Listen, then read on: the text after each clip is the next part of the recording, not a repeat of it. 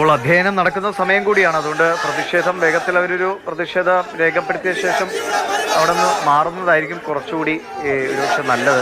പ്രതിഷേധിക്കാനുള്ളൊരു സാഹചര്യം അവിടെ ഉണ്ട്. പക്ഷേ കുട്ടികളുണ്ട്, അവർ ക്ലാസ് മുറികളിലുണ്ട്. അവരെ ഇത് ഭയപ്പെടുത്തുന്ന നിലയുണ്ടാകുന്നത് ശരിയായ ഒരു കാര്യവുമല്ല. ഒരു കെട്ടിടം ഇടിഞ്ഞു വീഴുന്ന വളരെ ഗുരുതരമായൊരു വിഷയമാണ്. അത് ഉന്നയിക്കപ്പെട്ട് അല്ലെങ്കിൽ അതിനെ പ്രതിഷേധാത്മകമായ നിലയിൽ അവതരിപ്പിക്കുക എന്നത് ശരിയാണ്. ഈ അധ്യയനമൊക്കെ മുടങ്ങുന്ന നിലയിലേക്കോ കുട്ടികൾ ഭയപ്പെടുന്ന ഒരു സാഹചര്യം ഉണ്ടാകുന്ന നിലയിലേക്ക് സമരം പോകാതിരിക്കട്ടെ.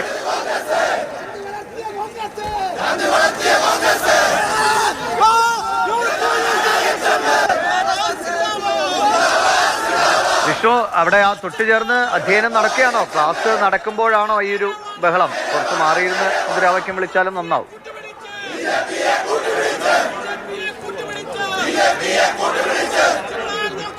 ഇന്നിപ്പോൾ ഈ അധ്യയനം ആരംഭിച്ച ആ സ്കൂൾ കെട്ടിടത്തിന് മുന്നിൽ വെച്ചുകൊണ്ടാണ്, അതായത് തൊട്ടപ്പുറത്തെ ക്ലാസ്സുകളാണ് കുട്ടികളെ മാറ്റിയിട്ടുള്ളത്. 7ഓളം വരുന്ന ഡിവിഷനിലെ കുട്ടികളാണ്. നമുക്ക് അറിയാം, ഇന്നലെ തകർന്ന കെട്ടിടത്തിൽ പിന്നെ നിലവിൽ ഈ ഓഡിറ്റോറിയത്തിൽ താൽക്കാലികമായി ഫിറ്റ്നസ് ഇല്ലാത്ത കെട്ടിടം അപര്യാപ്തത ഉള്ളത് കൊണ്ട് തന്നെ ഇവിടെ ഉണ്ടായിരുന്ന സ്കൂൾ ഓഡിറ്റോറിയത്തിന് മുന്നിലും കുറച്ച് ഡിവിഷനുകൾ പ്രവർത്തിച്ചിരുന്നു.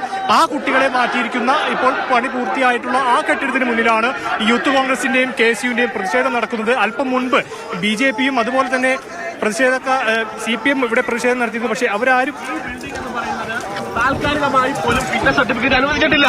വിദ്യാഭ്യാസ വകുപ്പോ അതുമായി ബന്ധപ്പെട്ട് ഇലക്ട്രിസിറ്റി ബോർഡോ കറണ്ടോ മറ്റ് ഫിറ്റ്നസ് സർട്ടിഫിക്കറ്റോ കൊടുക്കാതെ എങ്ങനെയാണ് CPMന്റെ 4 സഖാക്കന്മാർ ഇവിടെ വന്ന് ഈ അനുമതി ഇല്ലാത്ത ഫിറ്റ്നസ് ഇല്ലാത്ത കെട്ടിടത്തിനകത്ത് കയറി ബെഞ്ചും ഡെസ്കും ഇട്ടിട്ട് ഇന്ന് പഠനം അനുവദിച്ചത് എങ്ങനെയാണെന്ന് നിങ്ങൾ പരിശോധിക്കണ്ടേ? കളക്ടറുടെ ഉത്തരവ് എങ്ങനെയാണ് അത് കളക്ടർ ഉത്തരവിട്ടാൽ പോലും അതിന്റെ ഫിറ്റ്നസ് സർട്ടിഫിക്കറ്റ് കൊടുക്കേണ്ട ഉത്തരവാദിത്വം പൂർത്തിയാക്കിയോ എന്ന് നിങ്ങൾ മാധ്യമപ്രവർത്തകർ പരിശോധിച്ചോ? അല്ല, പഞ്ചായത്ത് ഭരിക്കുന്നത് കോൺഗ്രസുമാണ് അല്ലേ മധു? കോൺഗ്രസ് ഭരിക്കുന്ന പഞ്ചായത്താണ്. അവിടെ ആ സ്കൂളിലിരിക്കുന്ന ഇടത്തെ മെമ്പർ CPMന്റെ പ്രതിനിധിയാണ്. അവിടെ ഇപ്പോൾ ആര് ഭരിക്കുന്നു, ആരാണ് പ്രതിനിധീകരിക്കുന്നത് എന്നതിനപ്പുറത്ത് സ്കൂളിലൊരു ഒരിക്കലും നടക്കാൻ പാടില്ലാത്ത സംഭവം ഉണ്ടായി. അവിടെ പ്രതിഷേധം ഉണ്ടാകും, അല്ലെങ്കിൽ പ്രതിഷേധം ഉണ്ടാകണം എന്നുള്ളത് തന്നെയാണ്. പക്ഷേ വിദ്യാർത്ഥികളെ ഭയപ്പെടുത്തുന്ന തരത്തിൽ, പേടിപ്പിക്കുന്ന തരത്തിൽ ഇപ്പൊ അധ്യയനം ഒന്നും എന്തായാലും അവർ മുടക്കിയിട്ടില്ല.